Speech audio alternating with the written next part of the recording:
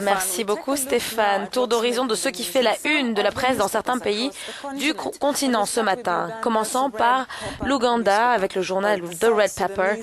Le service de sécurité nationale du Soudan du Sud a ordonné la fermeture immédiate de la station de radio The Eye Radio Station, l'œil en français, sans fournir aucune raison valable.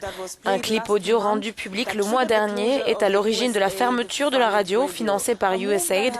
La décision des autorités a été condamnée par le groupe de défense des médias du pays, le Comité pour la protection des journalistes. La source de l'enregistrement vocal n'est pas très claire, mais selon une source pertinente, l'ancien vice-président du Soudan du Sud a donné une interview à Al Jazeera dans laquelle il adressait un message de paix et non pas un message de guerre. Le représentant du CPJ en Afrique de l'Est a appelé les autorités de Djouba à cesser l'intimidation contre les médias et les journalistes. Il a également appelé à la réouverture immédiate de la radio de l'œil, The Eye Radio.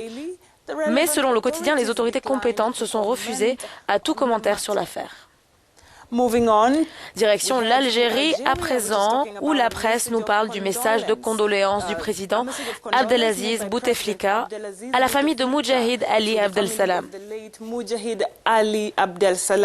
Dans son message, le chef de l'État a déclaré que la leçon à tirer de la mort de Moudjahid est celle de la lutte et des sacrifices pour les générations futures, faisant ainsi l'éloge de son courage et de son dévouement à son pays.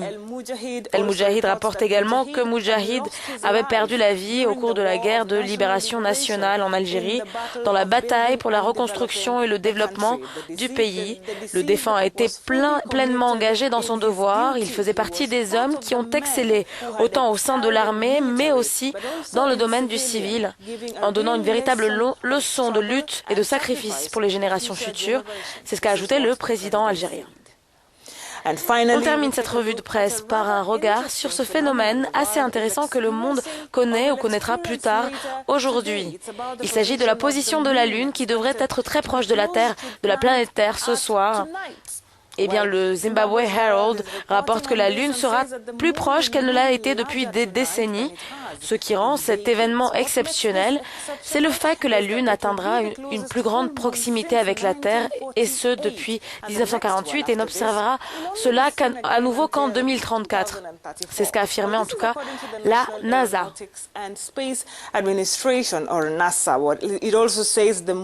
La NASA a par ailleurs expliqué que la Lune était très proche de la Terre peu avant minuit hier et que le ciel nuageux rendait la visibilité très difficile pour les observateurs.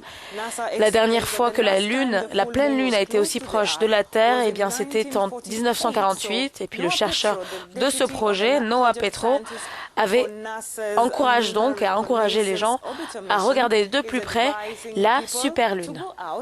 And see the supermoon. Back to you, Stéphane.